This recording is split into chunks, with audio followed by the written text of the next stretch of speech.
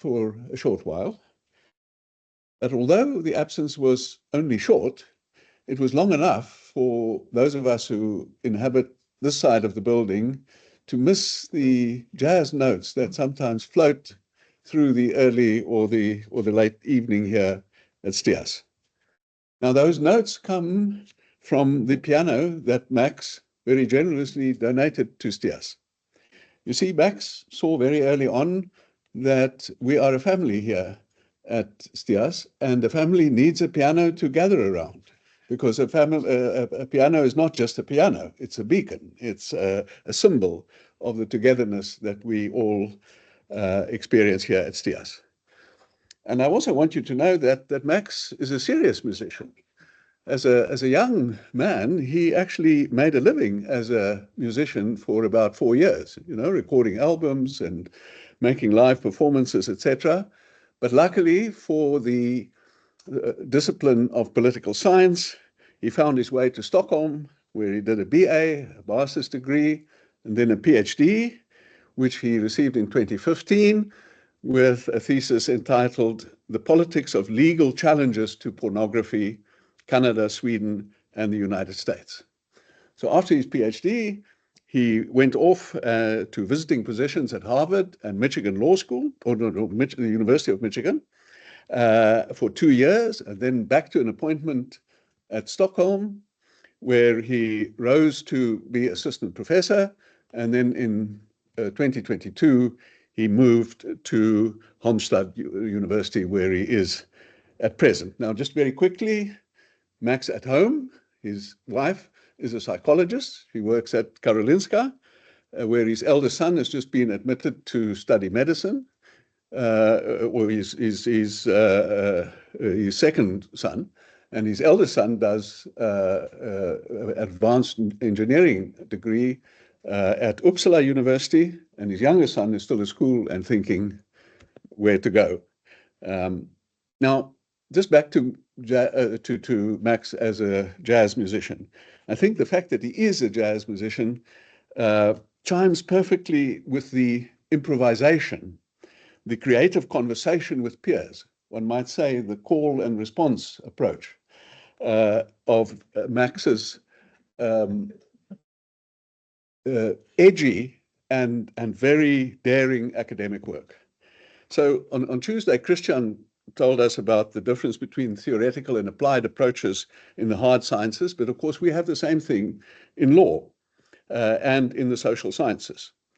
And Max and his longtime collaborator, Catharine MacKinnon, both of them are concerned with both theorizing about the challenges that pornography and prostitution present to the substantive equality of women, and also the practical implementation of that theory. And I just want to say, many of us here are not from the social sciences, and you may not know, but Catharine MacKinnon, Professor Catharine MacKinnon of the Michigan Law School, and also visiting at Harvard Law School, is one of the foremost feminist legal scholars and activists in the world.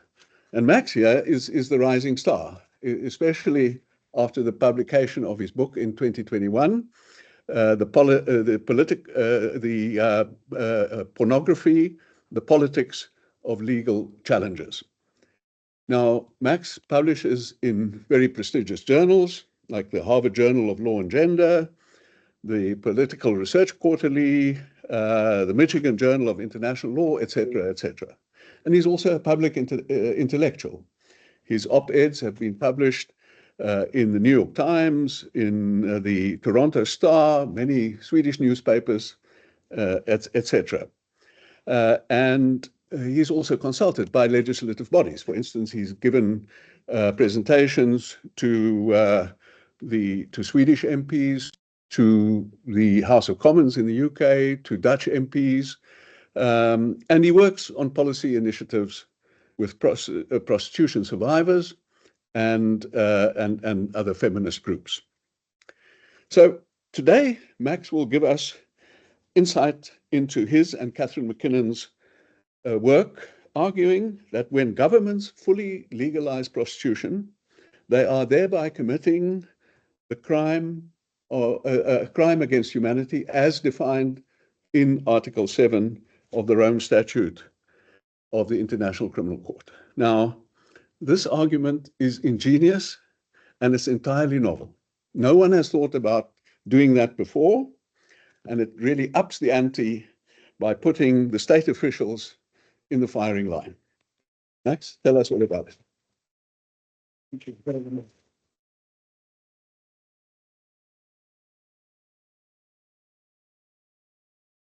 Thank you so much for that excellent introduction. And thank you, Stias, Professor Kirimura, and everyone else here for having been so kind to accept me and all the discussions we have had and this spectacular environment. And I just thought there was something missing, and that was the piano. And now we're full circle.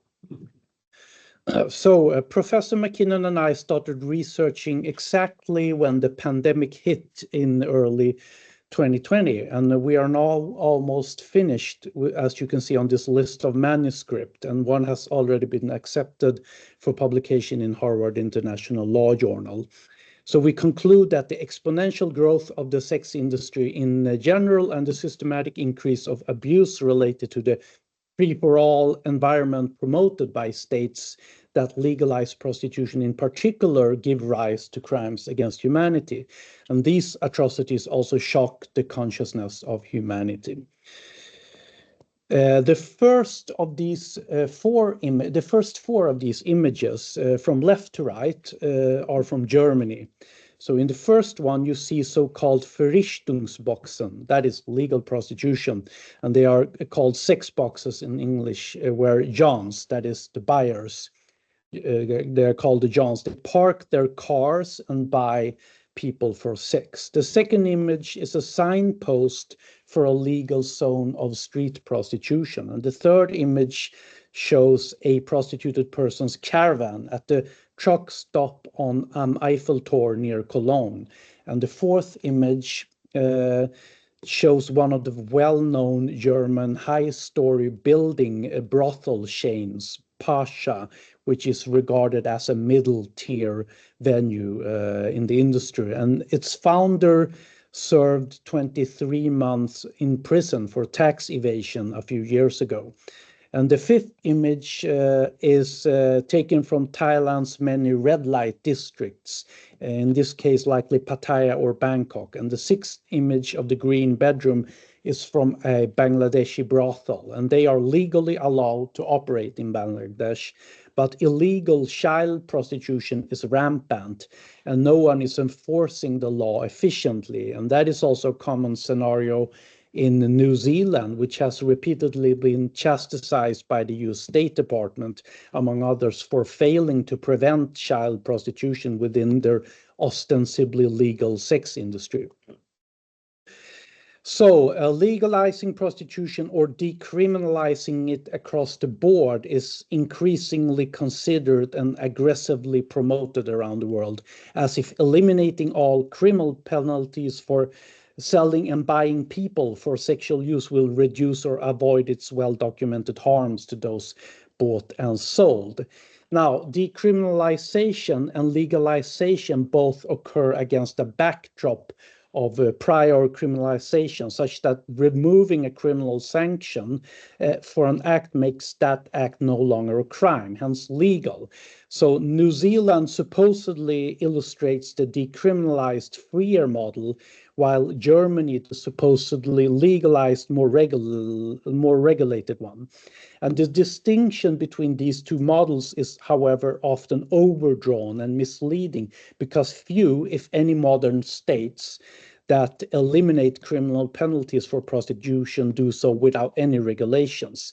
And apart from its numerous statutory rules, New Zealand, for example, prohibits foreigners from involvement, while Germany permits foreign recruitment for its brothels. And by contrast, the Nordic or the Sankara equality model approach, as it is called in South Africa, that is a form of partial decriminalization, which does not give rise to crimes against humanity because it penalizes the buyers and pimps, reducing atrocities they inflict, removing penalties from those they exploit, and supporting the exit of the latter from the sex trade if and as they choose. And I say prostituted persons here, not sex workers, because as current United Nations Special Rapporteur on Violence Against Women and Girls, Rome Statute, just stated in her recent report, the term sex work, quote, fails to take into account the serious human rights violations that characterize the prostitution system and gaslights victims and their experiences, unquote.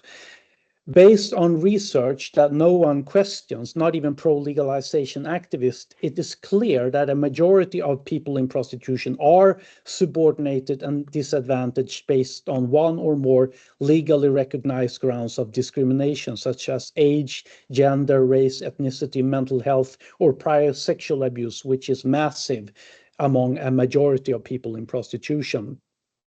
The severe post-traumatic stress disorder documented among a majority or substantial plurality of prostituted persons further indicates the harm inflicted by the often violative sex acts directed at them in the sex trade. As many as 68% of 854 prostituted persons in a 9-country study met the clinical criteria of PTSD. 51 of 68 were in South Africa, and the PTSD levels were on average comparable to levels found among battered women seeking shelters, refugees from state torture, and rape survivors, even when other potential predictors of PTSD, such as childhood abuse, including severe rape, assault, or the location of prostitution, that is indoors or outdoors, when they are statistically controlled for, prostitution itself still predicts PTSD or similar responses of psychological damage from severe abuse. One reason for this is that the Johns are brutal, much more than the average man. A study conducted in Boston, which compared 101 Johns with 101 demographically matched men who did not buy sex, found that the Johns, quote, self-reported a higher likelihood of raping and had a greater history of sexual aggression, unquote, than the men who did not buy sex. So Johns are, in other words, more like rapists.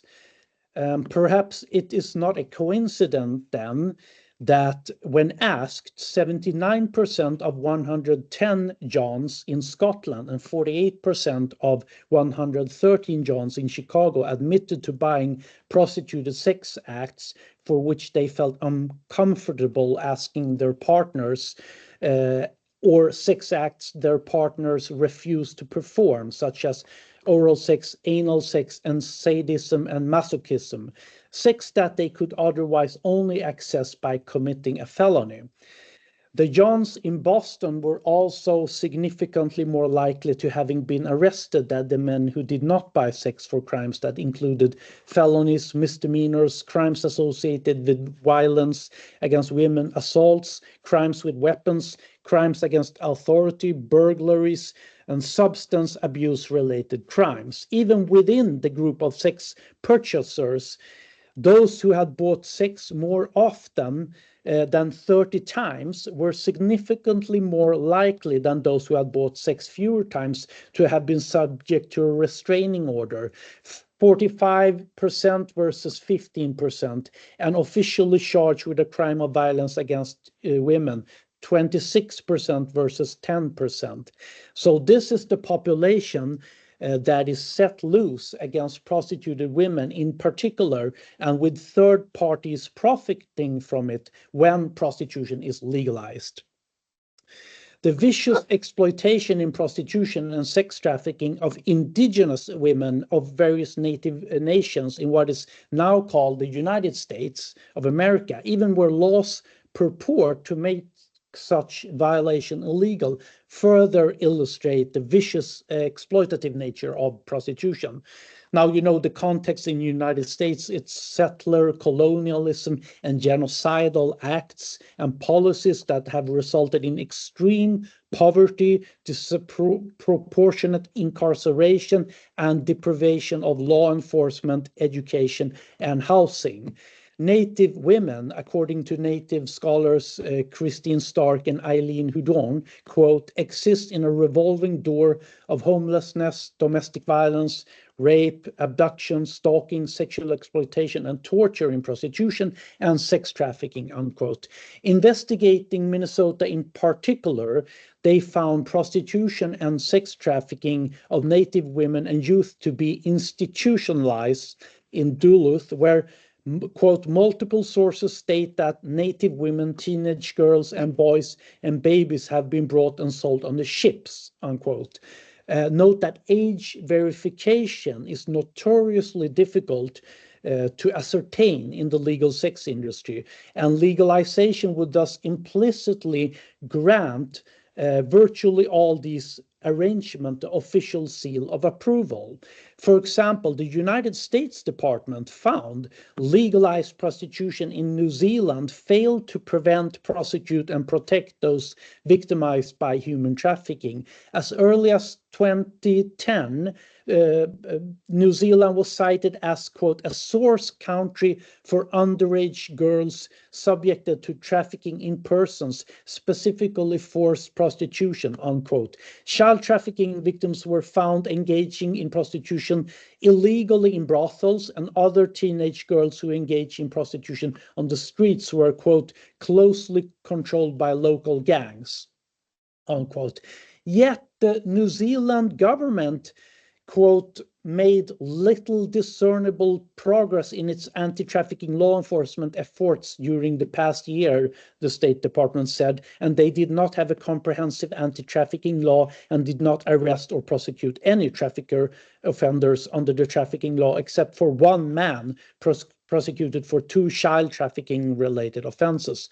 Neither did the government arrest or prosecute trafficking offenders in 2010, 2011, 2012. For a country with an estimated 5,932 persons in prostitution in 27, these efforts are less than minuscule. As late as 2022, traffickers in New Zealand were still found to continue to target vulnerable populations such as children, migrants, and adult victims of domestic and family violence for exploitation in sex trafficking. A 2007 survey of people in prostitution in New Zealand found these victims were disproportionately of color, with 29.1% of Maori and 31.7% of Pacific Islander prostituted persons entering the sex trade before age 18, compared with 11.7% of those of New Zealand European heritage. Legalization creates a tolerance of human trafficking. There is comparative European research that shows a strong, significant association between attitudes towards prostitution and existing legal frameworks. Indeed, laws, they change people's minds. If it's legal, it can't be that bad. Thus, the US 2020 Trafficking in Persons report noted diplomatically that, quote, some civil society experts in New Zealand reported a lack of adequate services available for child victims of trafficking, that services were not easily accessible for victims of labor and sex trafficking, and that government officials did not provide clear guidance to some NGO service providers seeking government assistance, the State Department reported. And in 2003, New Zealand Prime Minister Helen Clark said that prostitution is abhorrent, she said. Yet her government apparently had no plans to support alternatives to prostitution, and several survivors and NGOs have strongly criticized the government for lacking any sort of coherent plan for people to exit prostitution in New Zealand.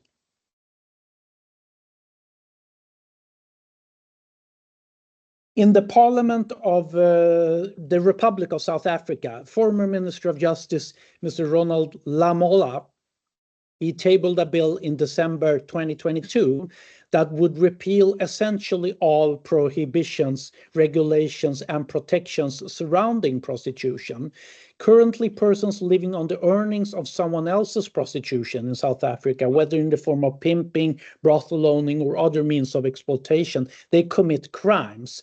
These laws against third parties usually exist because, as everyone understands, prostitution is an inherently unequal activity where vulnerability to exploitation and abuse is rampant. Unfortunately, however, the current South African law also criminalizes the activity of people who are bought for sex, of whom the vast majority are victims of not just unfortunate, but frankly speaking, terrible circumstances. Indeed, today we know a lot more than just 10 years ago about this demographic group, mostly women, as well as those overwhelmingly men who buy them. So our current knowledge means that this government makes lives even more miserable for a group who already faces severe and often atrocious hardships on a daily basis. In South Africa, the Constitutional Court issued a ruling on the legality of prostitution in 2002, or more than 20 years ago, in the case of State versus Jordan. Nowhere did the court then consider the equality model as an alternative judicial resolution. And the majority reached the horrendous conclusion that, quote, penalizing the recipient of the reward only does not constitute unfair discrimination on the grounds of gender. The section penalizes any person who engage in sex for reward. The section clearly applies to male prostitutes as female prostitutes. The section is therefore gender neutral, unquote. Yet we know that the current prostitution law is sex discriminatory, given that it is overwhelmingly women, mostly belonging to poor, previously abused, and seriously neglected populations, and some equally disadvantaged male persons in prostitution who are hit by the criminal law.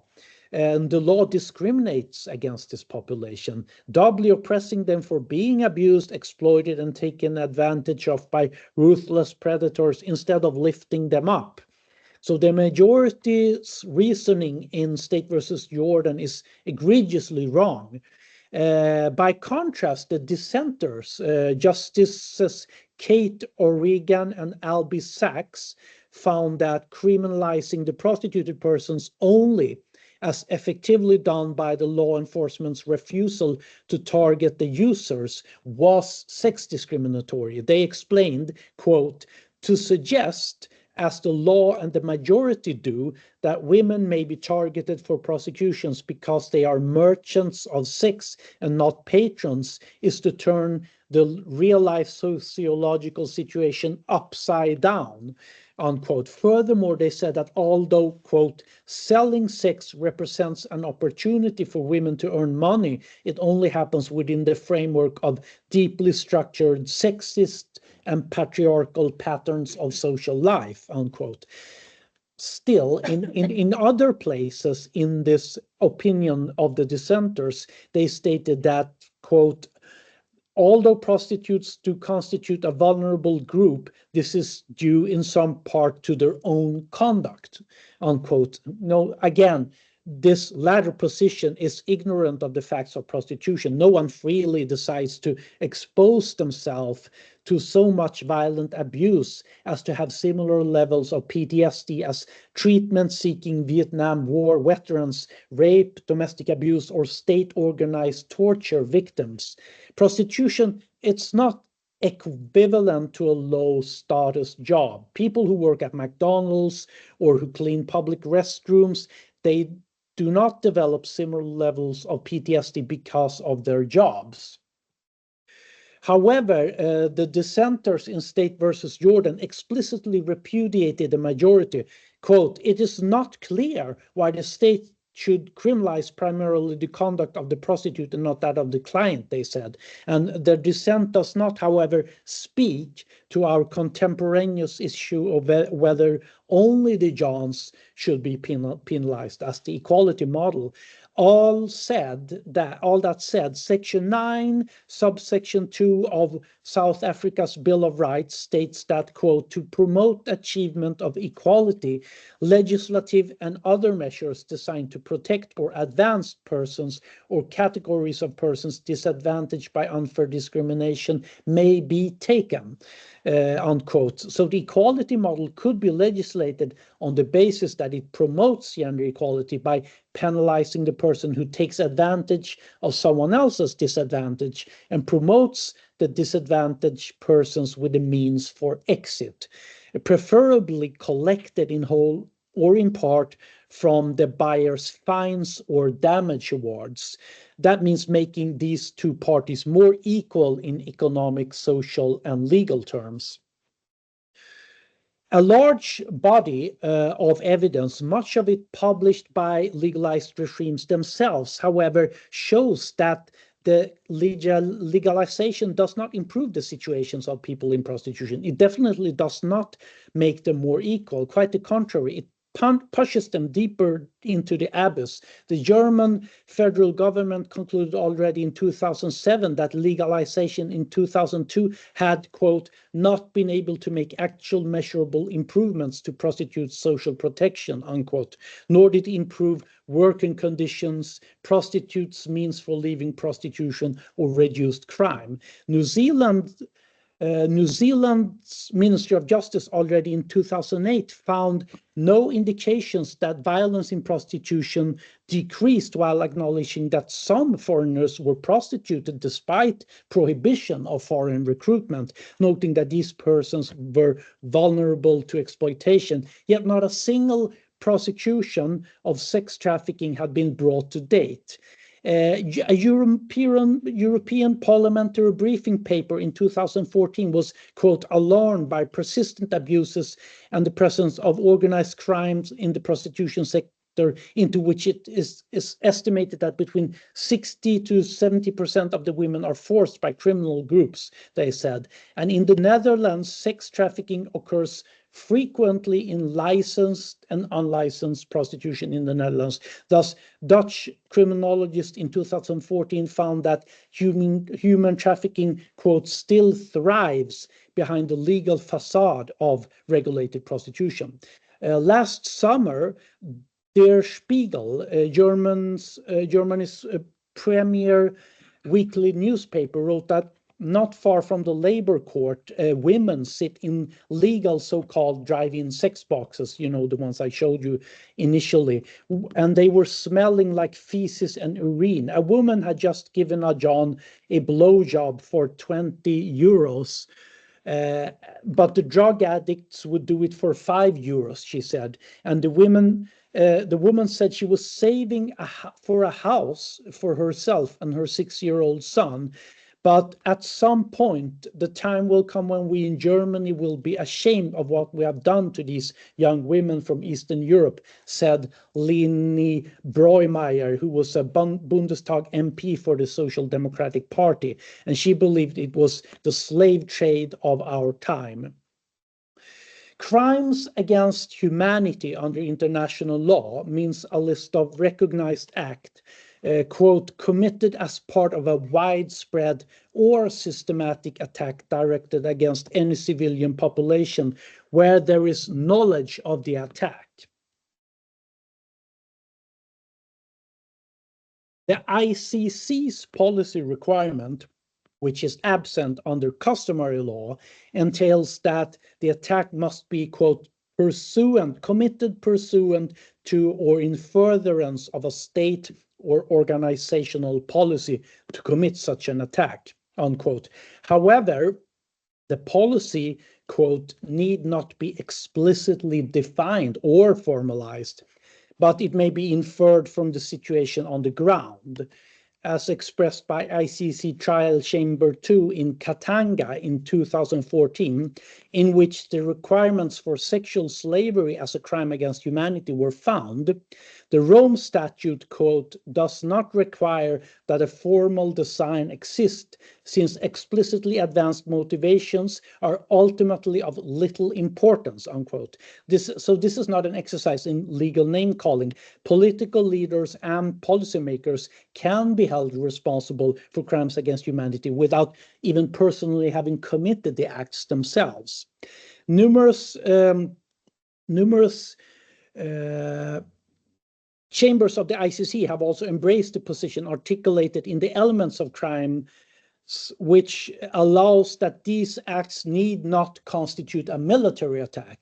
So consistent with this, the ad hoc tribunals have held that unlike war crimes, an attack of crimes against humanity is not limited to violence, but can include, quote, any mistreatment of the civilian population, unquote, which has been so held, for example, in a case involving facts that amount to prostitution during an armed conflict. Recognize specific acts that, when widespread or systematic, constitute crimes against humanity are well documented to be integral to prostitution. For example, enslavement and sexual slavery, in that persons in prostitution are treated as own property, constrained to be bought, sold, and rented for sexual abuse. Torture, as prostituted people are often required to sexually service up to 30 men a day or more, are tied to beds, burned, whipped, cut, beaten, and infected with diseases, among other tortures. Rape, in that for most prostituted persons, they are often required to none of the acts of sexual intercourse for which other people in the role of pimp, traffickers are typically largely paid, are personally desired sexually, as well as when buyers use them sexually but they don't pay, and when police officers corruptly demand sex in exchange for legal consideration. Enforced prostitution, which the elements of crime defines as making people have sex by, quote, taking advantage of a coercive environment, or such persons or persons' incapacity to give genuine consent, unquote. Enforced disappearances, which are commonly well documented when indigenous women are trafficked for sex, go missing, and never reappear. Abduction and forced deportation from poor countries or zones of conflict or climate catastrophes for the sex trade in richer countries, imprisoned in brothels, or killed in the course of being used for sex. I wish to focus on your attention on two crimes in particular, which illustrate the attack induced by illegal prostitution, enforced prostitution, and enslavement. As I mentioned, the elements of enforced prostitution are defined as making people have sex by, quote, taking advantage of a coercive environment, or such persons or persons' incapacity to give genuine consent, unquote. These elements further posit that the perpetrator or another person obtained or expected to obtain pecuniary or other advantage in exchange for or in connection with the acts of a sexual nature, unquote. Regardless of its legal status, a, quote, coercive environment that negates genuine consent is present in most prostituted people's lives through severe poverty, which is the principal reason why people enter prostitution in both industrialized and developing nations. Almost no one escapes poverty through prostitution. The lack of leverage leaves them older, destitute, and in debt. Further negating genuine consent and substantiating a coercive environment is the robust and uncontested association between childhood sexual abuse and physical abuse and entering prostitution. Studies in industrialized and developing countries alike repeatedly find that most prostituted people were subjected to physical and sexual abuse in childhood, with figures ranging from 60 to 90%. For a comparison, the prevalence of childhood sexual abuse among women in the United States has been found to be a third to a half of that total. Studies of that total. Studies also indicate that the childhood sexual abuse suffered by prostituted women is on average more severe than the experience by women generally. And beside poverty, it is one of the strongest factors facilitating entry into prostitution. A majority of prostituted persons report that being sexually abused as children contributed to their entry into prostitution. Sexual abuse in childhood is unquestionably a coercive circumstance that decriminalization and legalization of prostitution whitewashes and effectively exonerate, permitting the sex industry to take enhanced and uncontrolled advantage of it. It enforces their entry and captivity in prostitution. Many prostituted persons were young runaways, often from sexual abuse at home. The industry's recruitment structure, with many entering prostitution long before they grew up, vitiates genuine consent. A study conducted with 854 prostituted persons in 9 countries with varying laws engaging in various forms of prostitution, house and the street, found 47% reported entering prostitution before the age of 18. And as adults, many prostitute persons report they find themselves trapped in the sex industry without an education or job training, and they lack alternatives for survival. 89% of the prostituted persons in that 9-country study volunteered that their greatest need was to leave prostitution, but they did not know how. And 76% reported a need for job training. Considering the lack of alternatives and the presence of coercive social forces, individuals who buy and sell people in prostitution for sex, they take advantage of the coercive environment and their victims' incapacity to give genuine consent. For example, women in Nevada, legal brothels, they can rarely refuse a John, no matter how repulsive, sick, or insulting or threatening he is. And a woman in a legal brothel reported that even if the women insists on condoms, these Johns would complain via a bedroom phone to the management, who would then instruct the women to comply. And doing otherwise would make the highest paying Johns go to illegal brothel instead. Where such facts pertain, legalizing prostitution legalizes enforced prostitution by official policy. The term enslavement under the Rome Statute means, quote, the exercise of any or all of the powers attaching to the right of ownership over a person, and includes the exercise of such power in the course of trafficking in persons, in particular women and children, unquote. This provision of the Rome Statute incorporates the 1926 Slavery Convention. An average of 84% of prostituted women around the world are estimated to be controlled by a third-party profiteer who sells or rents them to others and collect a cut of the proceeds of their sexual use. So renting a person to others who buy their use is a form of owning them. The ownership powers over these persons are exercised by the pimps, madams, and other third parties who sell or otherwise profit from their sale or rent, and by the Johns who buy them for sexual abuse. Again, legalizing prostitution where these facts are operative makes the exercise of these powers of ownership of others for sex into de jure rights, legalizing enslavement by definition. The second part of the definition of enslavement refers to trafficking in persons, in particular women and children. Enslavement and sexual slavery in elements of crimes includes trafficking. It's just another word for it. The widely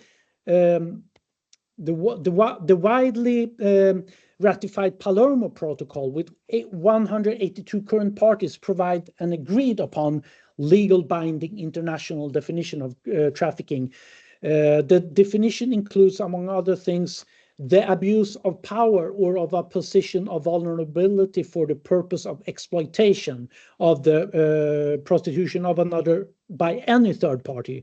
And in the protocol's travaux préparatoire, a position of vulnerability is defined as, quote, any situation in which in which the person involved has no real and acceptable alternative but to submit to the abuse involved, unquote. Consent is declared irrelevant in all such situations. It doesn't matter if they say they consent when they are trafficked. And when children are used, you don't even need to use force, coercion, fraud, or abuse of vulnerability.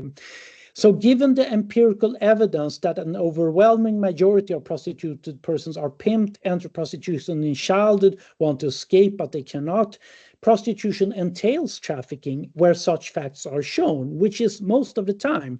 As the United Nations Special Trafficking Rapporteur reasoned in 2006, quote, for the most part, prostitution as actually practiced in the world usually does satisfy the elements of trafficking.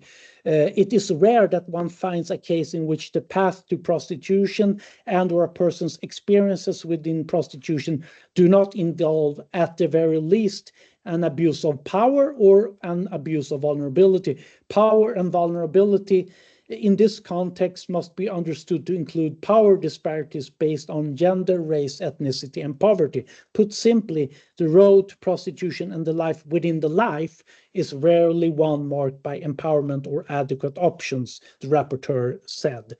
Legalizing prostitution does essentially legalize sex trafficking, as does fully decriminalizing all actors in prostitution, even where sex trafficking is purported to remain a crime.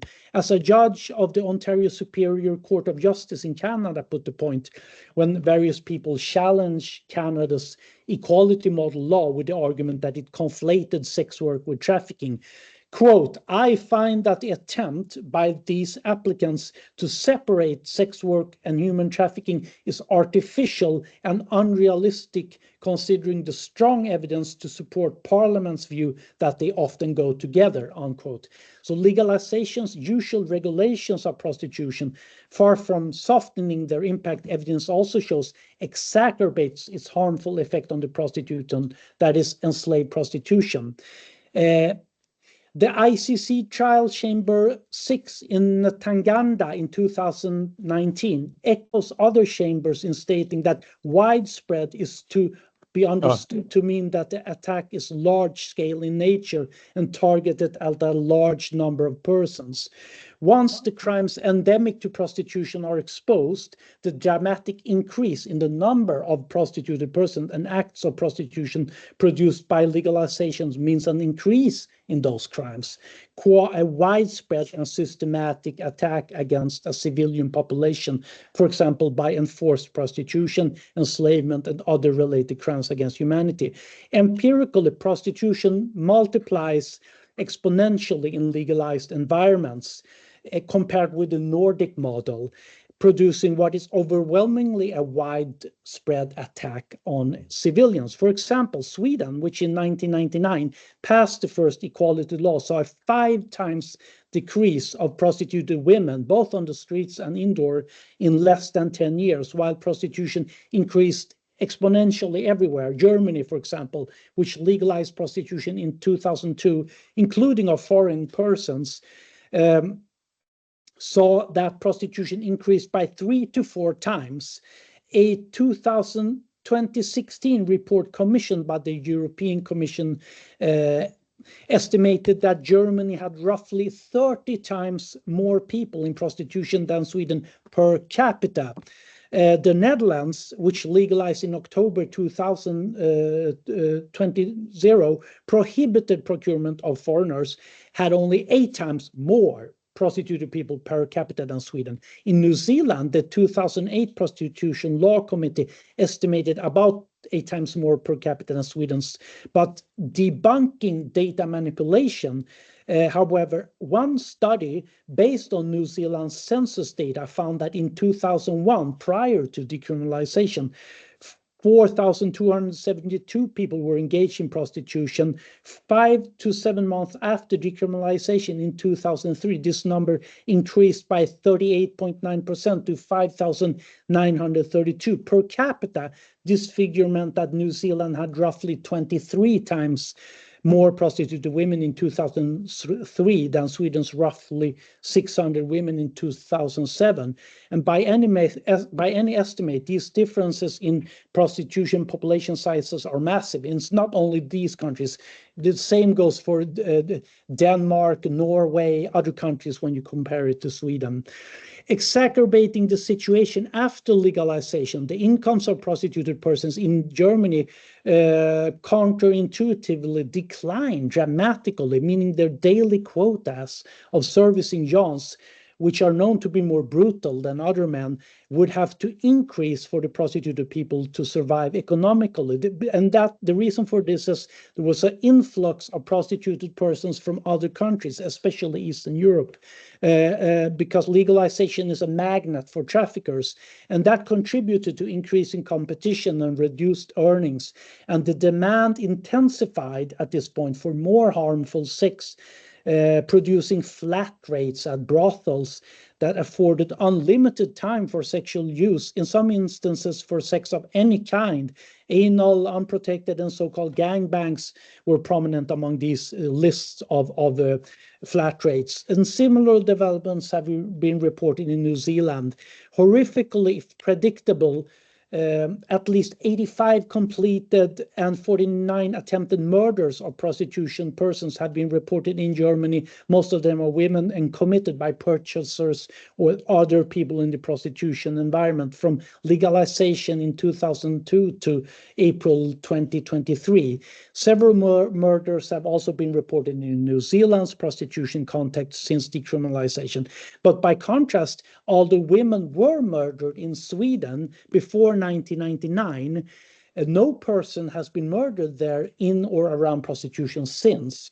The reason for this is that prostituted persons in Sweden, they describe that the buyers are more careful now, that they can be liable for attempting to purchase sex, while the prostituted person commits no offense. And this is a situation that the respondents in studies say gives them a bargaining advantage that strengthen their control, safety, security, and personal integrity.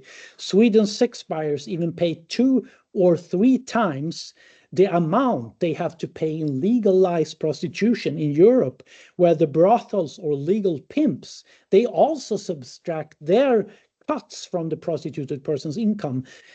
For example, a common typically hourly fee in Sweden in the beginning of 2010 was 5,200 rands in today's exchange rate.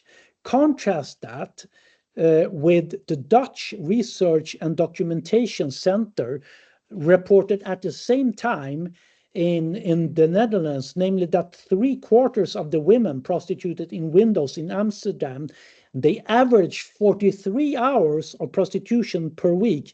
They only had net earnings below 500 euros a week. That is below 10,000 rand per week. So a woman prostituted in Sweden for 2 hours can generally make the same amount or more than a woman prostituted legally in Amsterdam for 40 hours. Legalization provides none of this empowerment of prostituted people because the third parties take it all. Similarly, in Canada, constitutional challenges to their equality law, they fail to show that their parliament incorrectly assessed prostitution's harm, or that the equality model produced increased harm, which they claimed.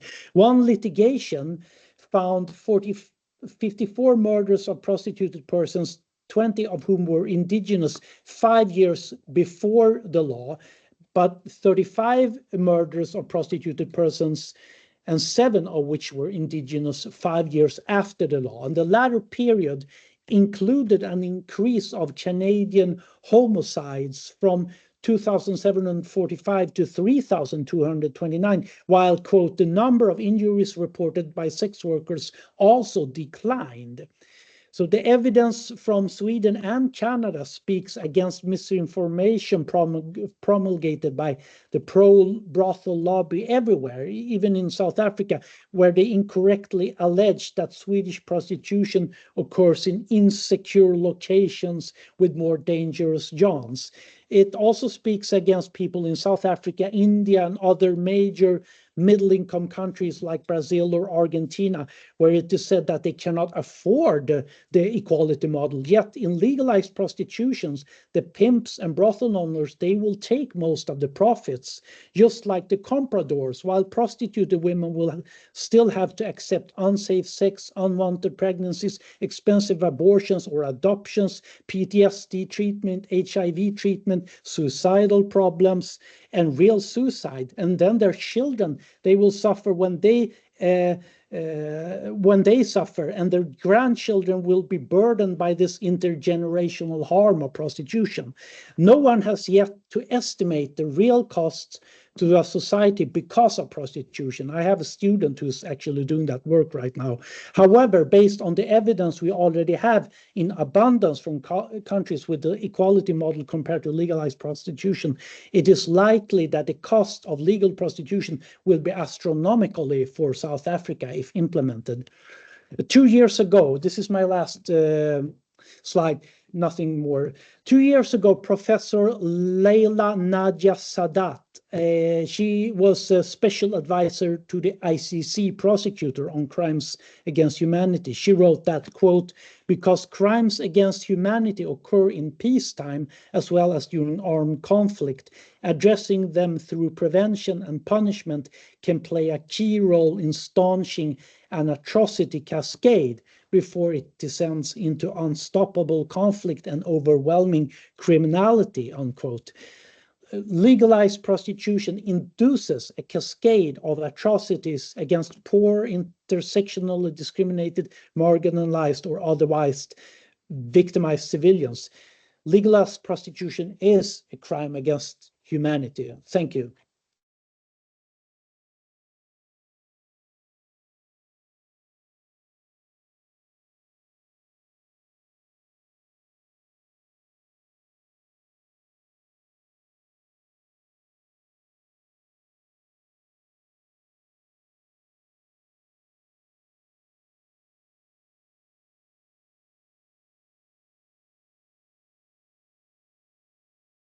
To do a clockwise sweep of the room, so we'll start Claire. Let's see there. Okay. Bala, Bala, Christian, and Joseph. So far, okay, Claire. Thank you, Max. That was grim and harrowing. But for me, it warmed the very depths of my heart that someone argued so passionately for the safety of women. Because women, from what I can tell, dropped off the agenda very much in the world recently. So it was wonderful to hear how fiercely you fight for the safety of vulnerable women. My one question is, I mean, a lot of the statistics you quote come from the global north. And I'm wondering what the effects of what you are proposing would be in a country like South Africa, where we can have wonderful laws, but they're simply not implemented most of the time. And if what you are proposing for prostitution would possibly not make it less safe for women. I mean, I just wonder if you have any information from countries that are not from the global north, but countries like ours, like India, South Africa, other African countries, South American countries, etc. Sure, I'll take that question right away. Yeah, India, Bangladesh, they have legal prostitution. They have a huge prostitution section with like maybe hundreds of thousands of people in prostitution under appalling conditions, and they get STDs. There's no one to take care for them. No one knows. And by legalizing, it's not like even if you have a corrupt law enforcement, if you legalize it, you make it open season for brothels, like in Germany, these high-store brothels. They can come like the compradors come in all countries in the developing world. They start up their multinational corporations, and they establish them everywhere in all the major cities in South Africa. And it will just happen like in Germany or in India or in Bangladesh, where they have legal prostitution. So I don't really see that as an argument. The cost I mentioned, it definitely has not made prostitution any safer in Germany, the Netherlands. There are more, because the buyers and the pimps are emboldened by legalization. They feel they have a right to demand service. And if the women don't comply, they get punished by these criminals in suits. So it's if you implement this in South Africa, these pimps and brothel owners, they will just run with the profits. They will exploit these women horrendously, and then they will just throw them out, and your health system will be overwhelmed. They will not afford these costs. No one will pay for them. The cost will be borne by the women themselves in their grave, and their children and their grandchildren. I don't think there is any way.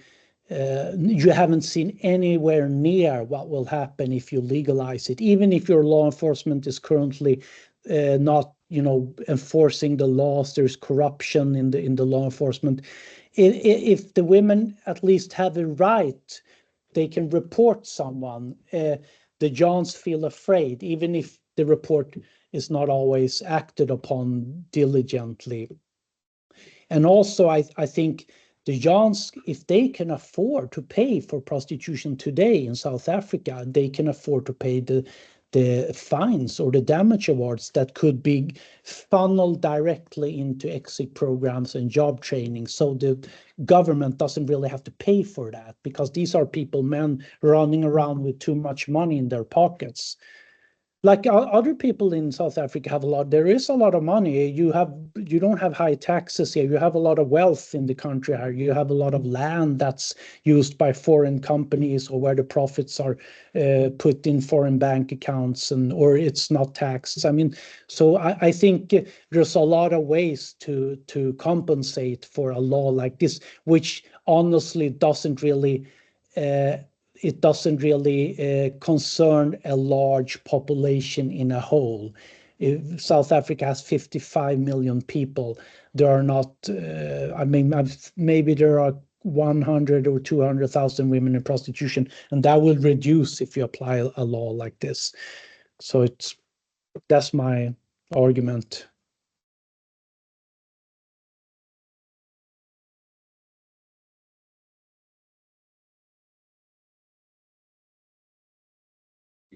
I understand you're suggesting that it's almost as if the idea for legalization is based on a very truncated idea of personal freedom, like that doesn't account for all the entanglements and the conditions and the context into which the thing actually happens, and then the international relation. But also you mentioned the public, the public cost.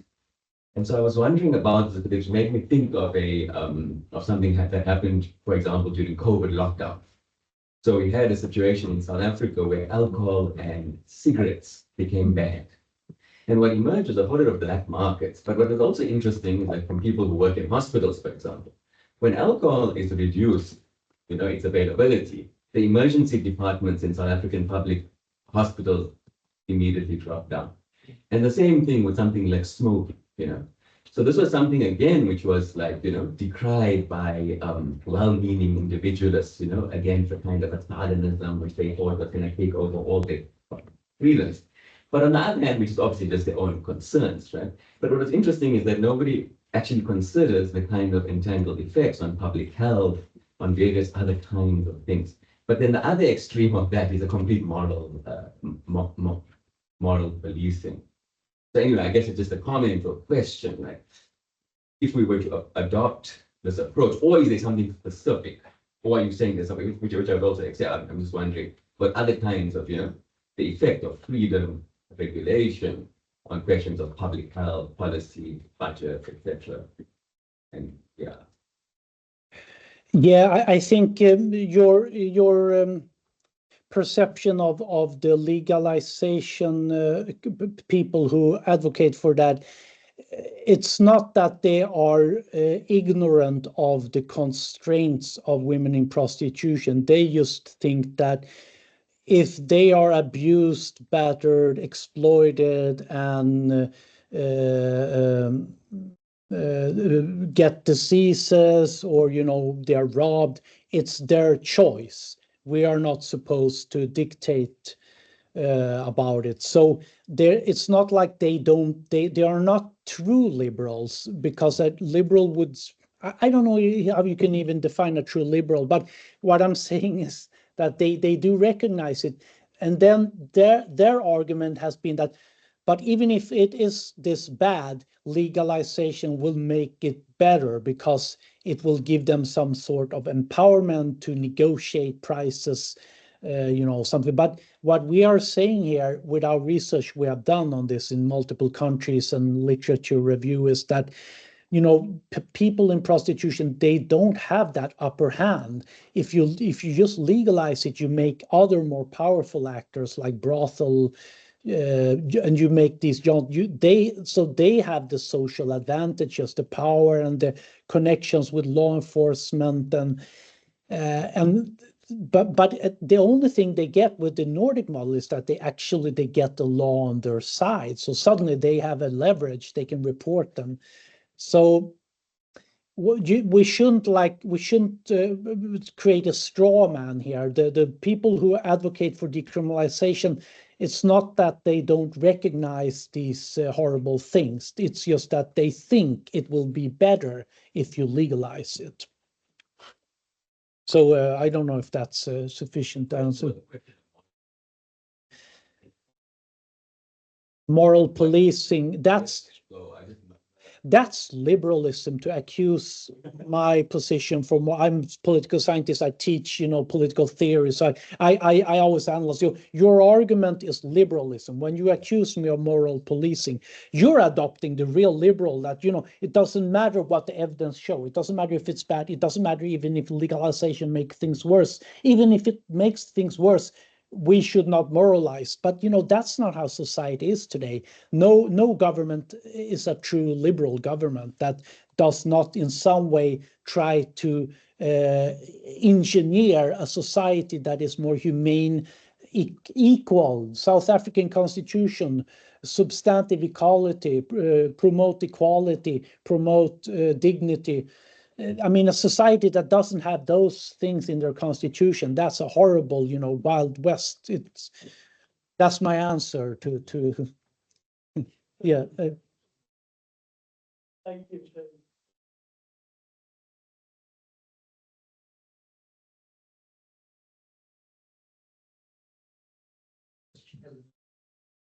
Knowing that it's impossible to get rid of prostitution, it's said to be the oldest trade for humankind. You cannot get rid of prostitution. Oh, well, we don't know that. There's a lot of things we have gotten rid of. We have gotten rid of legalized slavery. With such comment and energy, if it could be easily gotten rid of. Well, we did reduce it in Sweden. If you don't legalize, you say it's bad. How else can it be regulated?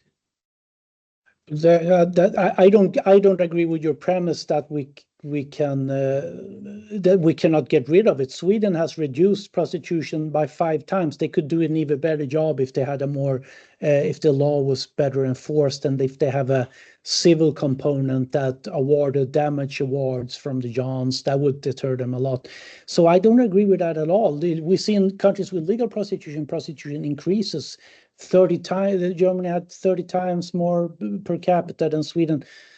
And we did that in our full manuscript. We have a footnote because the journal editors wanted us to expand on the question of when prostitution was first appearing in the world. And, you know, there have been societies with no prostitution. Anthropologists and historians have credibly been published articles, credibly documented societies without prostitution.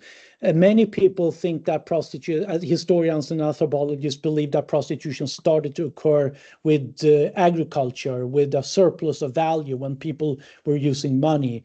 You know, Marx and Engels. Engels wrote a book about that, but it's not just Engels, it's a lot of other people also. So I don't agree with the premise. I think it's wrong. It's good. The anthropologists show it's prostitution has been invented at a certain point in time, and it did not exist when the hunters and gatherers roamed the fields in South Africa.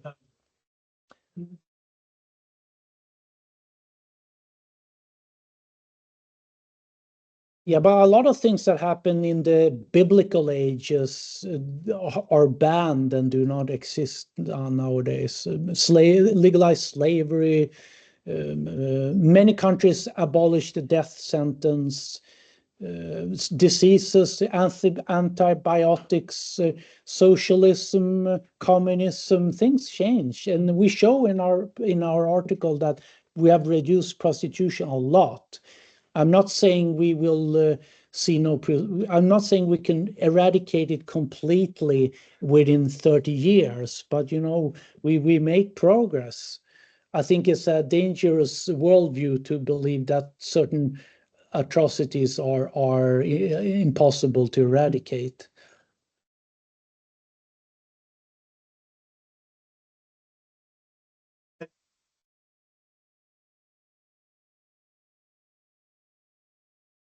There's some countries that where prostitution is legal. Let's take my dear home country, Germany.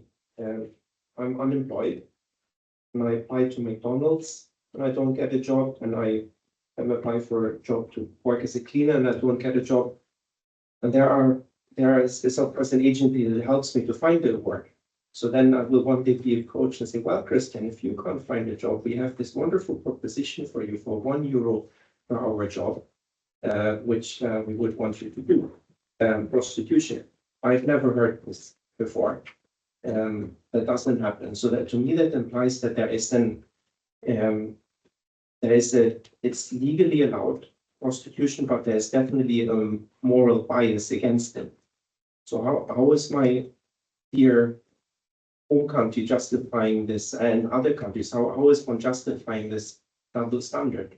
Actually, I've heard reports about unemployment agencies in Germany referring to women to prostitution when they were unemployed, and some even obstructing or refusing to pay out unemployment compensation. I mean, if you legalize prostitution, that's what's going to happen sooner or later when people tolerate prostitution. I think that's horrendous. If we tolerate an atrocity where you get diseases because the buyers don't want to use protection and they are beaten, and you're sending them into a brothel, and a year later they're going to have PTSD on the same level as treatment-seeking Vietnam veterans. I mean, not even combat veterans are exposed to that sort of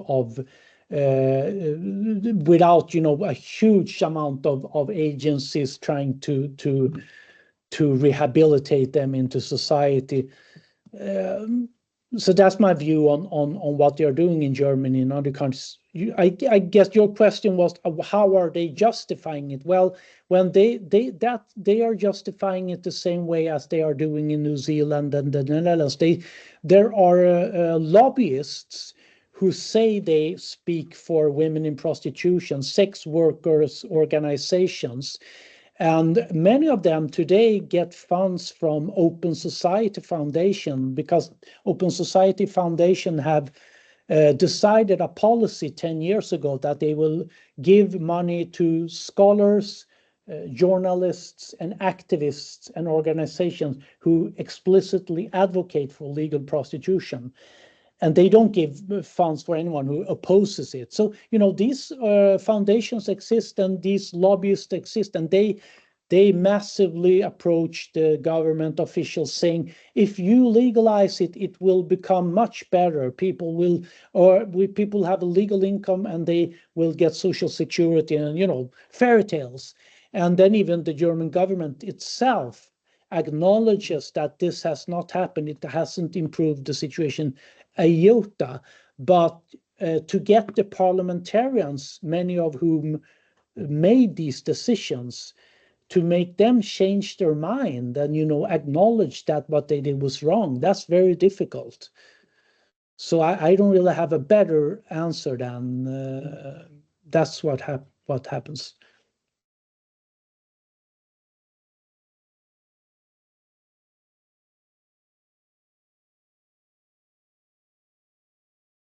Thank you, Max. The question has an overlap with Shahid's question. So how persuasive could one argue that legalizing certain soft drugs, the use of soft drugs, or another example, legalizing the possession of firearms, would also constitute, as you call it, a crime against humanity? I mean, in the first example, people get killed on the streets by drunk drivers. In the second example, kids in school get shot. So how much chances would that have, that sort of case? Legalizing firearms like semi-automatic rifles like they do in America, it contributes to an increase in mass killings. I mean, you have to argue, I haven't done it, but if you want to make that argument, you have to argue that, you know, you have to follow the statute, that the attack is widespread or systematic.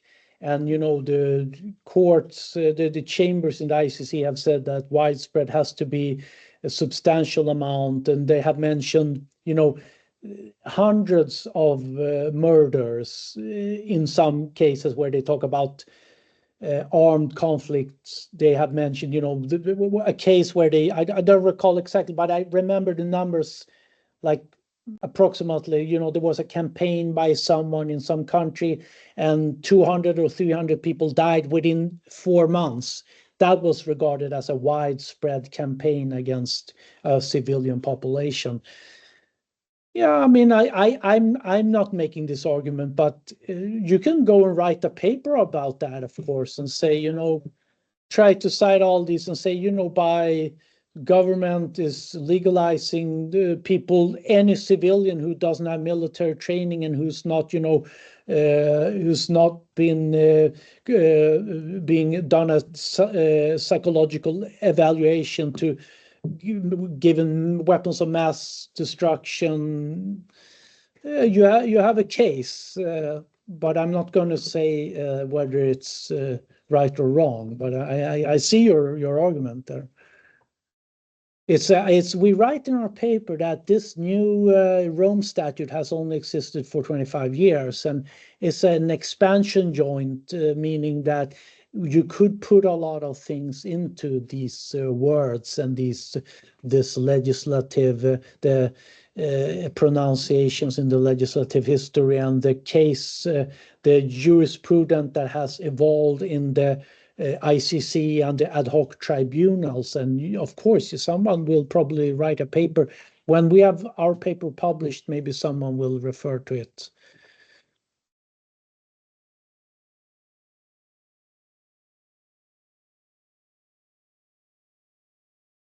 Thank you, Max, for your presentation. I'm still going to press you on, you know, from where Claire left off. Because still South Africa and India, the examples you have mentioned they have a very progressive constitution, one would say.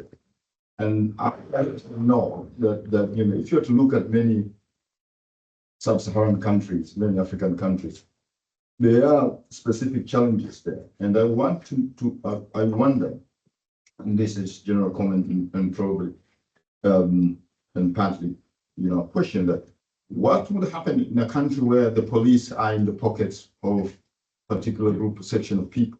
What would that kind of law? What would it mean in that situation? So these are also, I think it's a great it's food for thought, definitely, and I agree, but with a lot there, but that is also seen from a very European prism. Now, that is not to say that this cannot work in sub-Saharan countries. I'm just wondering, what should we look at? Because the situations are quite different, and the metrics are totally different. The politics are different. The dynamics are completely different, and so that is something that I wish you to comment on. First, you mentioned corrupt law enforcement who pocket proceeds from. That's an example in terms of because what you are proposing would work very well if you also have a justice system that works very well, so to speak. That was an example.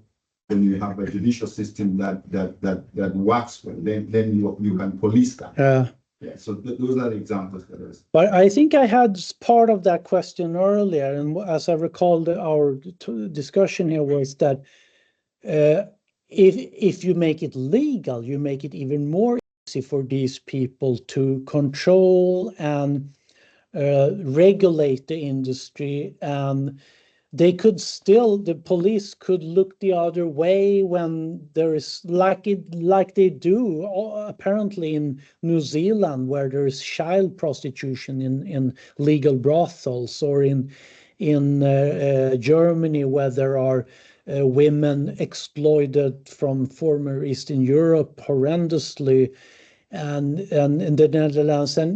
But if you have, at least the law is on the women's side, they have a leverage, even in a corrupt country with a corrupt law enforcement. If you legalize it, you make it just simply more, you facilitate the environment.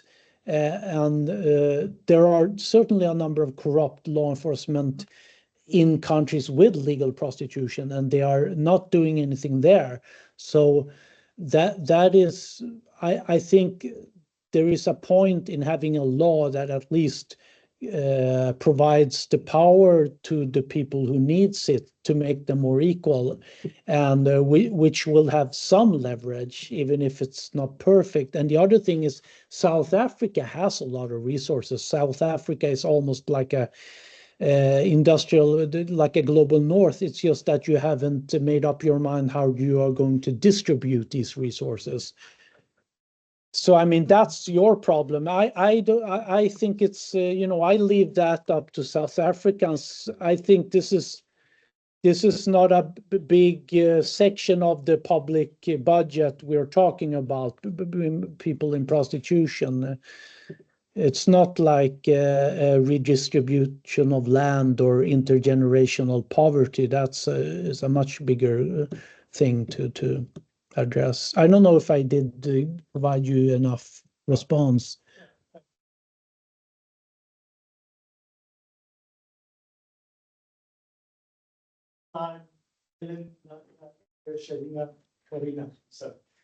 Yes, first of all, thanks very much, Max. Firstly, I wondered if you could just clearly outline for us exactly what the Nordic model is, because I think you're assuming a bit too much knowledge.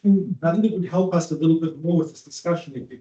As I understand what you're saying, the Nordic model prohibits all forms of prostitution except the prostituted herself. Is that correct? Yeah. So, okay, so that's very helpful. And then I found that very persuasive. But I wonder if there won't be a lot of the legalization people who support the legalization model who wouldn't actually agree with it, actually. I think you might be writing off the entire legalization because I think many I think might agree with that. So that's the first thing I was wondering about. The second is, I still think, to link up to Gardner and Claire's point, I still think you are underestimating the importance of the power and will of the state. I mean, I do think that I think we have to accept that Sweden's success hasn't just got to do with the law, which I agree with you is actually important, and I think you have persuaded me that it's the right model. But it still has to do with the strength and will of the state, not just in enforcing the law itself, but also in a whole range of other things of welfare, various kinds of welfare and state support that go with it.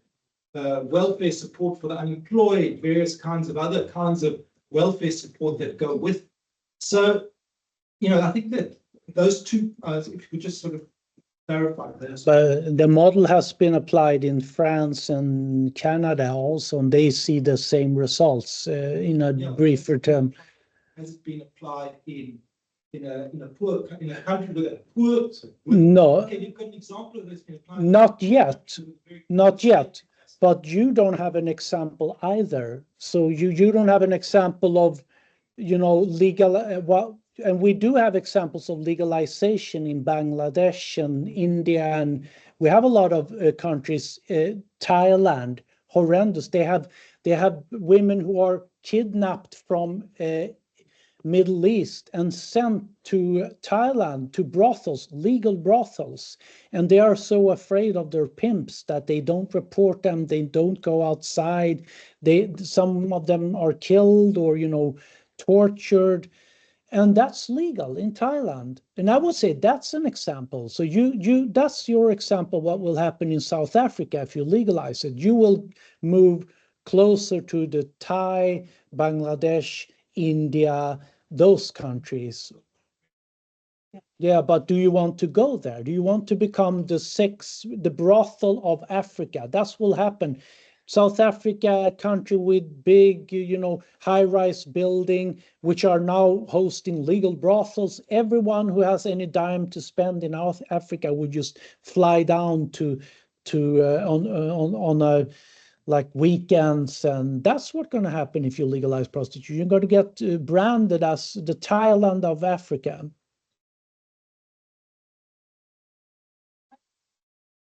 I've got a lot to say. I just want to see how much room there is when everybody else. Let's go to Nadia. Shahina is up next, yes. Have you know Nadia? Nadia first. Oh, okay. Thank you, Max. For me, it's quite interesting to hear about what's going on at your end of the world. And what's interesting for me too is then to look at what's happening in your end of the world might not work for my end of the world. So, and that's lots of people have already said that. So I think there's definitely something worthwhile to think about in terms of legalization of sex work. In our South African context, which is also tied to other global South contexts, there's a problem around police corruption precisely because prostitution is not legal. The other concern is around how do you know that the police aren't just corrupt? Yeah, so there are corrupt polices in countries like Germany too, and Thailand and India.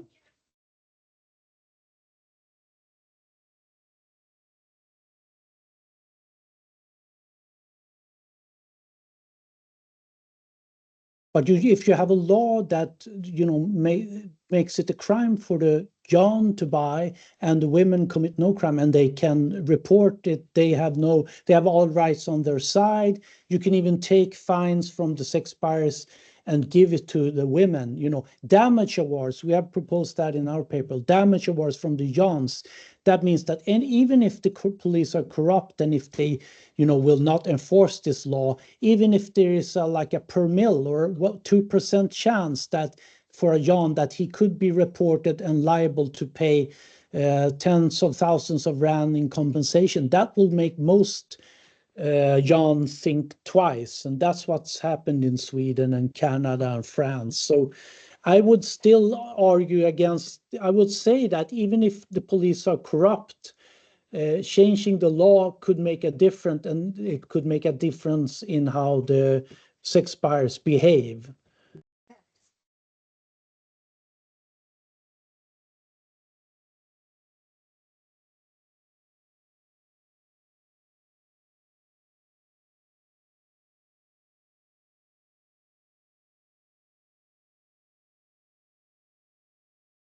Yeah, but you have a criminal, we have murders in Sweden too before we had this law, because then it was criminal.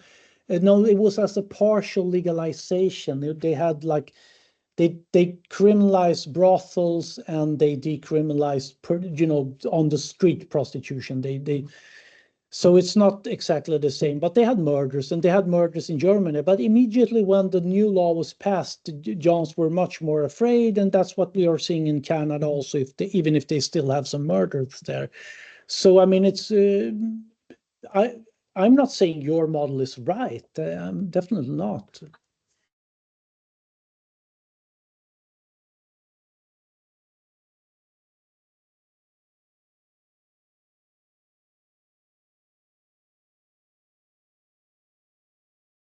Lots of changes, as you pointed earlier.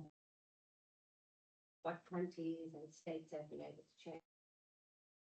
How people's behavior changes over time.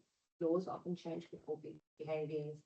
But what hasn't changed is patriarchy. So the forms of patriarchy have definitely evolved, and they are different again in different contexts. And the ways in which men behave and think and move is not always the same in different contexts. So there's not one massive patriarchy. There's definitely different ways in which patriarchy works. And this law can change how.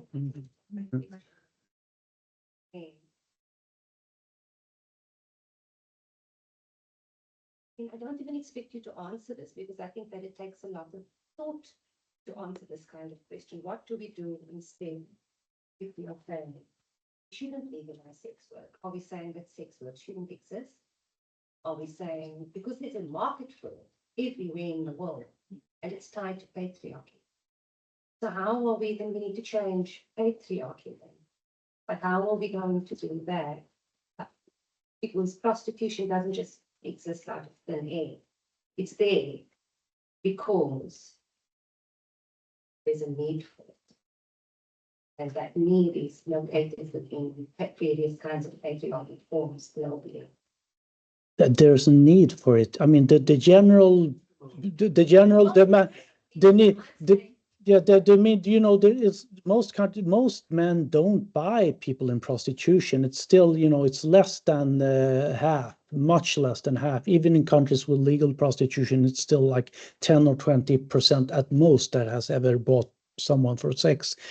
Some countries have, United States, I think I've seen a higher number, 40 or 50%, but that's just once. The majority of so-called market transactions are with the high consumers who buy cereal, who go every month, twice or three times every month, and they might think they have a need, but when we had our law in Sweden, many stopped buy sex, and also their attitudes changed. That's your discussion of patriarchy.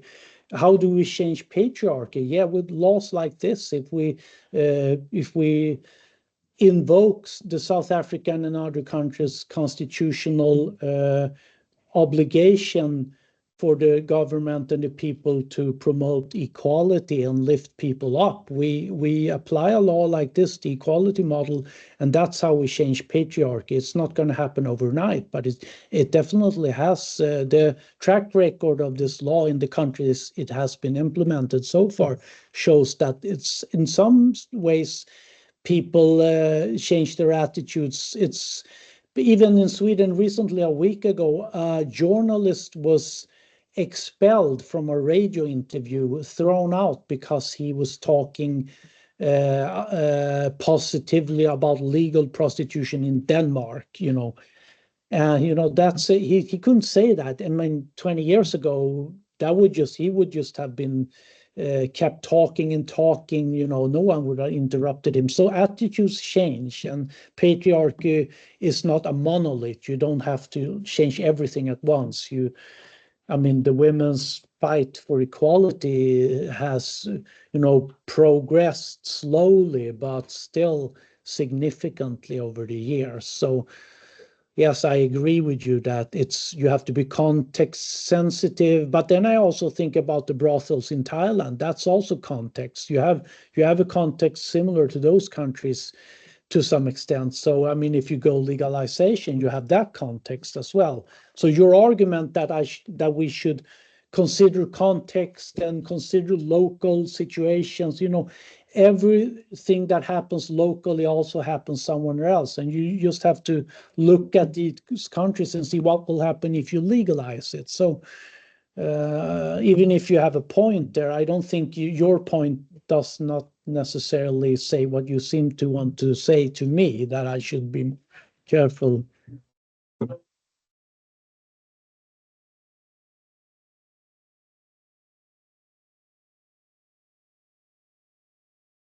Thanks, Max.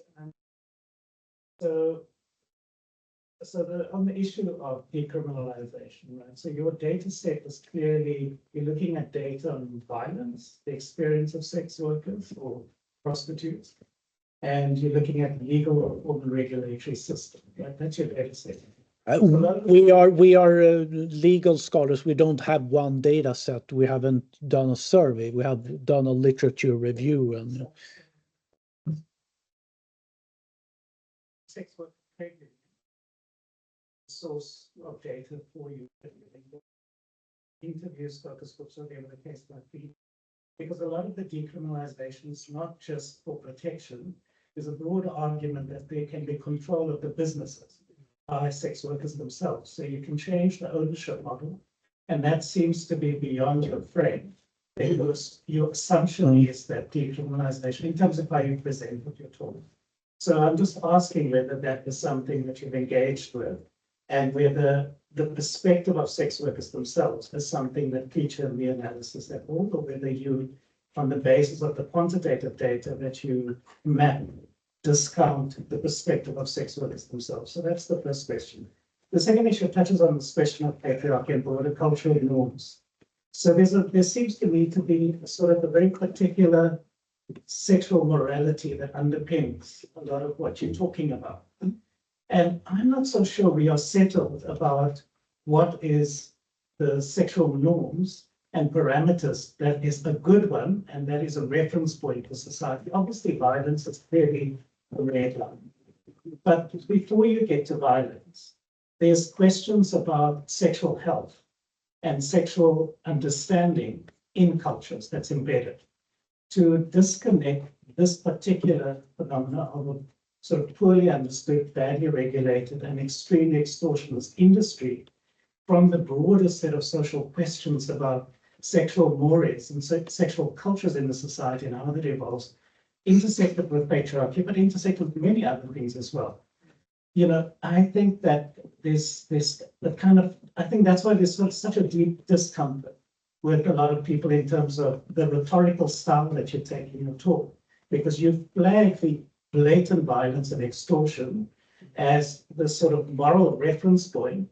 You then talk about reorganizing it in a certain system, but you're not reflecting on, within the capitalist modernity, what has happened to the commodification of sex and the repression of it. So I'm just reflecting back on the way that you've structured your talk. So I'm just asking, where in the analysis does the anthropology and the sociology of sexuality and sexual health and the sort of shifting norms around that feature within the broader discussion, so that we can help to think through the perspective of the sex workers themselves who are asking for decriminalization? That's not true. That's not, you say sex worker, you say those sex workers who are organized in specific groups. There are a number of survivor groups, a number of international organizations, Coalition Against Trafficking in Women. There's an African network, Kwanele, by Mickey Meiji, a very prominent anti-prostitution advocate who's a survivor. They are also, you can call them sex workers too. So that's just incorrect. But you are saying something that's incorrect. You must be correct when you ask a question. I have to interrupt if it's.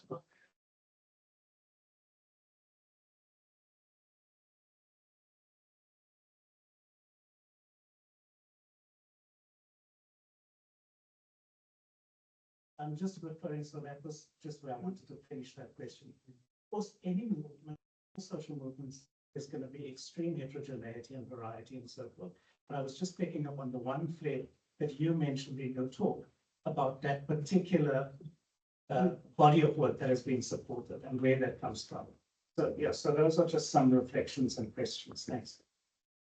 Okay, so you had two questions, and the first was, I am not even sure I remember the first. The first was, Be engaged with the perspective of yeah, we do. We refer to multiple sources with testimonies from people in prostitution, people who've been interviewed while they are prostituted, interviewed survivors like the Kwanele Network, sources from also even pro-legalization advocates who still reveal a horrendous amount of violence and abuse in the sex industry. So we account for multiple sources, and definitely most of the studies we refer to have been made with real people. Most of the studies, I mean, in order to investigate the problem, you have to interview the people, obviously.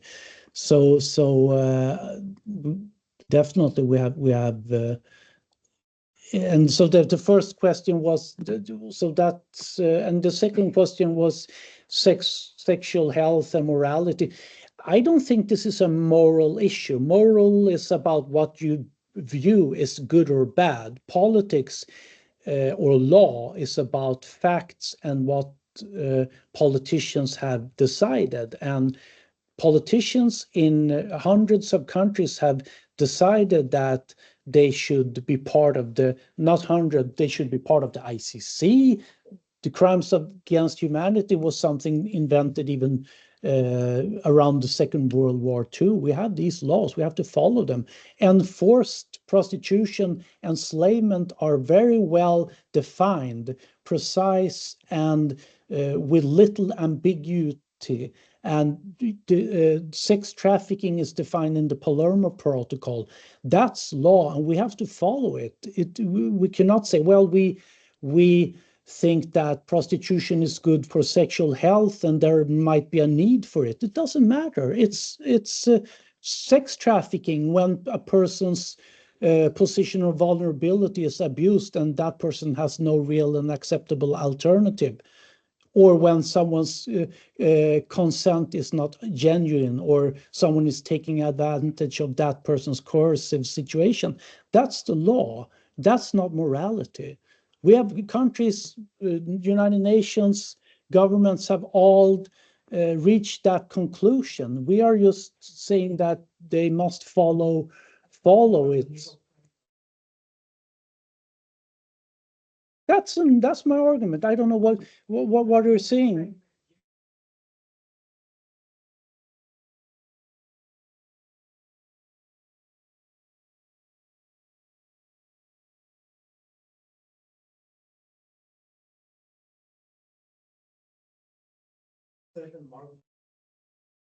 Yeah, the moral disposition is that we don't want to have enslaved.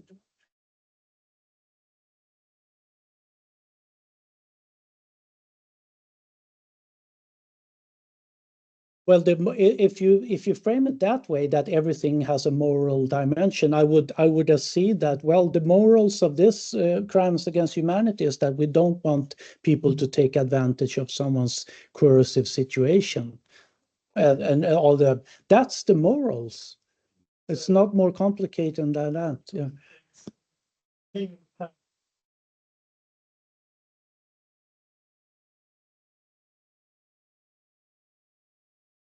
That I would say most women who are in prostitution don't want to do. It's a last resort.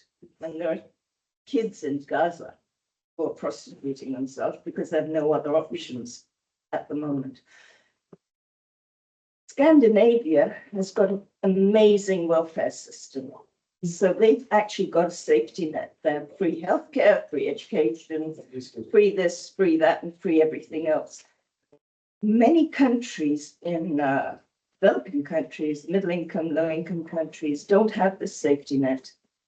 And a lot of the women who go into prostitution go into it as a last resort. What would you suggest these countries do in the meantime until they get a safety net? Because if you make it or you don't legalize it, it is what it is at the moment.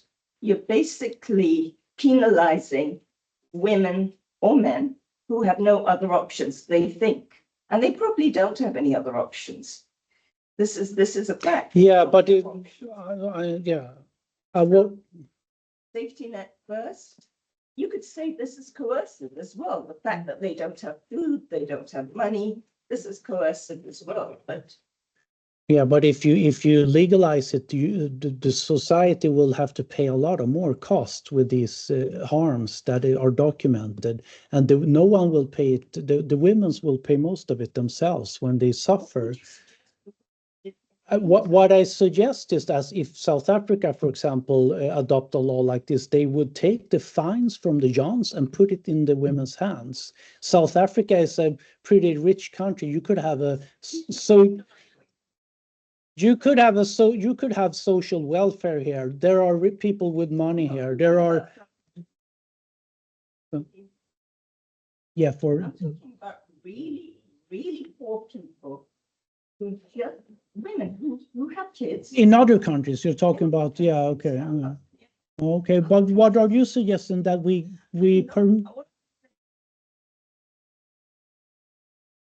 until you have the option of a safety net. Okay, so in a country that we are talking about hypothetically that don't have the means for a social welfare net, you are suggesting that they should legalize prostitution and make them into a tourist destination for rich people, but that's going to happen. That's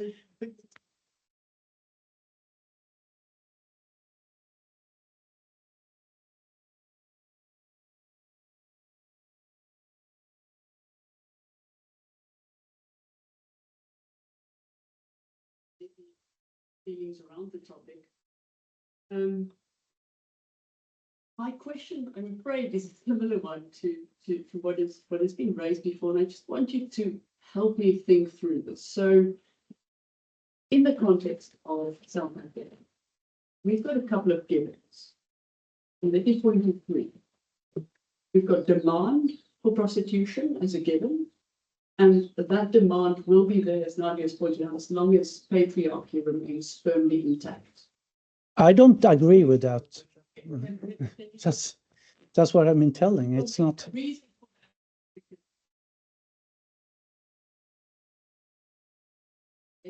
Let's park Sweden for the moment. There's also supply. Supply has to do here with extreme poverty and extreme inequality. And it speaks to the last resort argument that has been raised. Then there is the question of, do you legalize or do you heavily regulate? And you started off by saying there isn't a huge difference between heavy regulation and legalizing. But I'm wondering whether we are lacking some imagination here. So I'm by no means suggesting that anyone is of their own will going into prostitution. And I suspect no one else in the room is suggesting that. But what do we do in South Africa where, yes, as you pointed out, it might be it is actually not such a wealthy country. It is extremely unequal. Yeah, that's the problem. Extremely unequal. So that's a problem with which the law has to grapple. And how do we grapple with that in your framework? If you've got the givens of inequality, supply and demand. Yeah, we make the Johns pay for it. As I said, they have to pay a fine if they are reported and apprehended, or they have to pay damage awards. That will make the demand less. No one would want to risk being taken by the police, their relatives, to hear about them purchase. It's still, as you said, moral. It's most people don't tell everyone that they are clients in prostitution. They don't go around and brag about it. So I don't think the demand is a given. That's when it's when you apply a penalty squarely on the person who buys it, evidence shows the demand reduces. So that's not a given. And regarding the distribution, what you can take from the people who buy sex and redistribute, okay, you will have poverty. So if there's very little prostitution, what will you do with all these poor people? Well, for South Africa, for example, you have a lot of land that is in the hands of a tiny few elite that's not been redistributed since Mandela. And people are talking about who benefits from this land. It goes into the private pockets of people. Why don't you redistribute it to the people who suffer and don't have any options? A lot of the global multinational come here in South Africa and they exploit people with salaries. That's why you have all these labor union strikes, the massacre in Marikana. Why don't you do anything about that? Exploitation of workers. There have been proposals to nationalize the companies, multinational. I'm not saying, I'm not an expert on that, but I'm saying there is resources in a country of this size with this gross national product.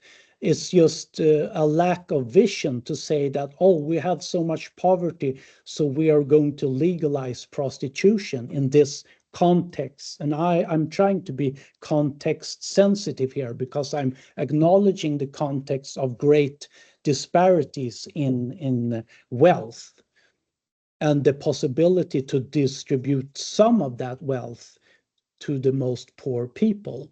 I don't really know what else I could say.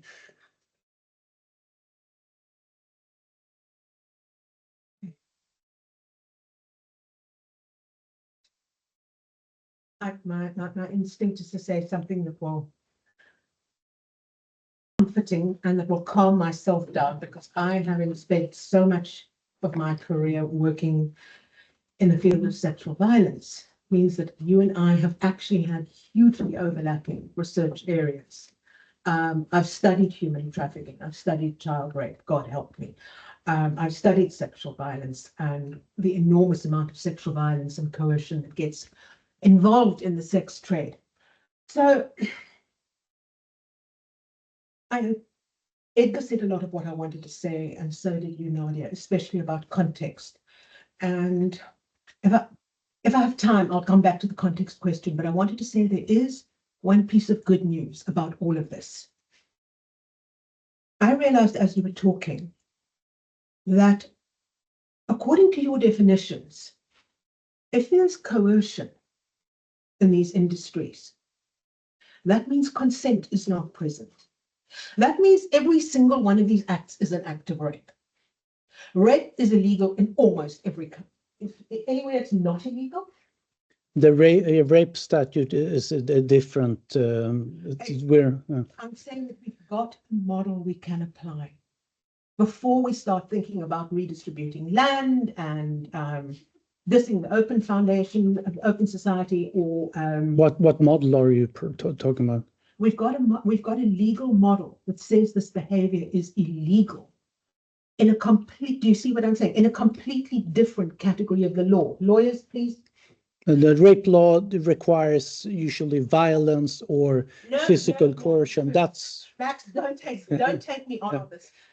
It requires consent. Not all countries have consent-based rape laws, and well, it's I can go back to Consent is a much more tricky concept than enslavement and trafficking. It's a those are broader concepts. We've got, what I'm saying is we've got legal instruments and we can apply them, and we can apply them now. We do not have to wait to dismantle competing patriarchies, etc. So I'm trying to bring good news here. I'm trying to say there's something, we have instruments that we can use. For example, you know, sort of, there is no such thing as a child who can consent to being prostituted. It is not legally possible. So we can go directly to the heart of those particular problems, and we can start cutting away the rot almost immediately. And I'll have we've had some very good conversations about context before, and I would like to have them with you, continue having them with you, but not now. And I say this, and you know that I love you. You know, it's coming from that place that I want to have that. But for now, I want us all, everybody in the room, to be aware of the fact that there are immediate, Donnie, am I right? There are immediate legal remedies, I think is the word that's I implied. have not worked in Germany yet. Yeah. Well, Germany would have the same, I have not worked. anyway, So how would they work here? so that's where I want to end for now. And now I need to calm myself down. Hugely triggered. Thanks. I think we'll have to end it here. You clearly are raising a matter which is very dear to many of us, because we've had a very lively conversation. And I think there's a lot more to be had. We'll welcome them, and we thank you for your presentation.